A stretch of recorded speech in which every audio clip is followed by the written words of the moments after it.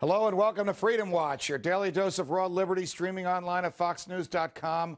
I'm your host, Judge Andrew Napolitano, here defending freedom, defending your natural rights, and defending your right to have a government that stays within the confines of the Constitution. The bonuses to AIG executives are contracts between AIG and its biggest producers. These are enforceable contracts, and the Constitution prohibits the government from interfering with them. Recall that 79% of AIG stock is owned by the Treasury Department, that is, the taxpayers. So one way to look at these payments is that the payment of bonuses of this magnitude means that AIG is making profits and thus can keep making payments back to the taxpayers. Remember, we gave them $185 billion. The other way to look at this whole AIG bailout is that it was illegal because of the fraud involving Goldman Sachs, and unconstitutional because the Constitution does not permit the government to choose whom to bail out and whom to let die on the vine. A third way to look at this is, will the AIG payments, over $100 million every quarter, go to the Treasury to reduce debt, or will Secretary Geithner just re-spend it in utter disregard of the law and the Constitution? Joining me now to discuss all of this is one of America's last great defenders of freedom and personal liberty. Congressman Ron Paul joins us from our nation's capital. Congressman Paul, welcome back to Freedom Watch.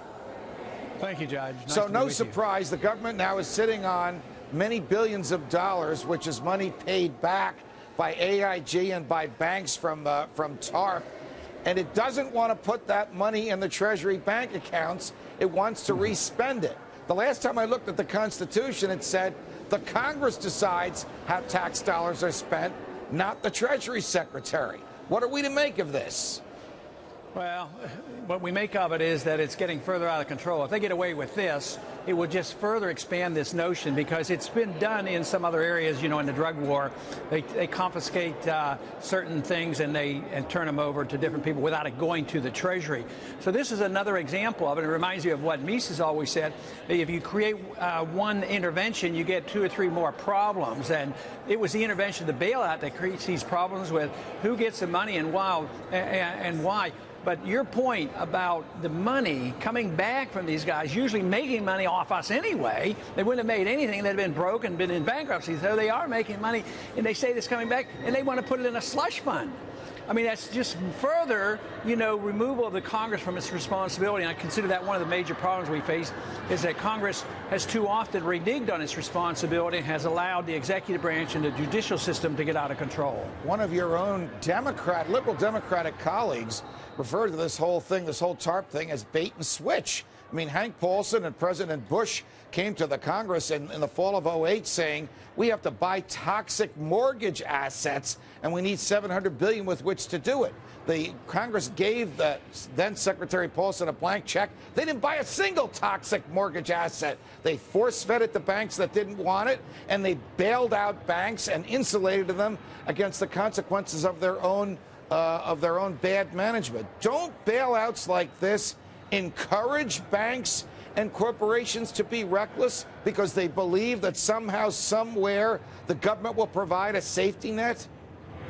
Yeah, it's called moral hazard, and there was plenty of that around for a long, long time because the guarantees have always been there, either direct or implied. You know, the Fannie Mae and Freddie Mac was implied, and there were a lot of guarantees. So this is, even to make it worse, even in the bailout, there are no restrictions. So we have guaranteed that the problems will continue and it will not be cleaned up. And that's why, you know, we should make sure that we return to the marketplace. And as you point out, the role of government ought to be enforce contracts. That's one responsibility of the federal government, to guarantee that contracts are carried out. But this whole idea that they abuse the contracts and violate the contracts means that there is no rule of law. If a few private individuals had done this without government sanction, you know, they usually go to jail because it's considered fraud. And yet now we are participants in that, we in the Congress and the executive branch. And it's not a very good sign for the future of this country unless we get to the bottom of this and understand what's really going on. I mean, one of the reasons I suggested this is illegal is because of the fraud involved. I mean, we now know that Tim Geithner Tim Geithner's lawyers, when he was the head of the New York Fed, basically said to AIG, hey, don't tell anybody that you owe a lot of money to Goldman Sachs. And for heaven's sakes, don't tell anybody that you agreed to pay Goldman Sachs 100 cents on the dollar. If that word gets out, if the Congress hears about that, this deal will collapse. Now, you know, Congressman Paul, and everybody watching us now knows, if you mislead the government on a simple form to buy a $1,000 savings bond, you can be prosecuted. Here you have government lawyers telling the recipients of $185 billion mislead the Congress on the forms in order to acquire that. Why isn't anybody being prosecuted? You know, this is sort of reminds me of the Enron scandal. They committed fraud, and the SEC failed, you know, to prevent this problem. But it was caught by the state, and the state prosecuted these individuals under fraud laws, and they were prosecuted. But, you know, under our system, of our banking system, an examination, and, you know, it has to go back with even not having any information from the discount window, what the Fed does. They say, oh, if we know this will expose the dangers and the weaknesses in the system. So the Federal Reserve and our Secretary of the Treasury, they come in and they hide the factors. If you had free market insurance on these deposits, these kind of things would be made available because you would be rated by these agencies, and it wouldn't be all banks together, but individually banks would get into trouble. But the whole purpose of the market would be to allow us to know what's going on, and they're doing exactly the opposite here. The government is participating not only in fraud, but in hiding the information that the individual investors and the lenders and borrowers should actually have access to this. Congressman Paul, what will happen to the average American if the dollar collapses, if the value of it goes down to significantly less than the value we accept it is worth today? Well, it all depends on how fast and when and what we do. But if it collapses entirely, then you're going to have total collapse of the system and chaos. I hope we wake up before then. But in the meantime, everybody gets a lot poorer. And this is all what's going on now, is who gets poorer the fastest. Right now, Wall Street, a lot of them and the Goldman Sachs haven't got poorer, but the American people are getting poorer all the time. They don't have more purchasing power every month, and they don't have better jobs. They're still losing their jobs. So we are going to continue. As a dollar depreciates, people get poorer because we're paying back debt. And this is what Austrian economics teaches. They say that if you destroy a currency, you destroy the middle class. And this is why it's so dangerous politically. You know, whether you look at Germany or South America, Central America, Mexico, the middle class always gets wiped out, and it introduces the possibility of political chaos. And that's why it's so dangerous. Before I let you go, Congressman Paul, 2 days ago I spoke to your son, Rand Paul. It now looks like there may be another Paul in the United States Congress. He's doing pretty well so far in Kentucky. Chip off the old block? Well, he's doing pretty good. I was over there the other day, and I was very impressed with how things are going. I was asking him whether I had to call him senator or not when he wins, and he said no, I wouldn't have to call him senator, just so I don't keep calling him Randy all the time.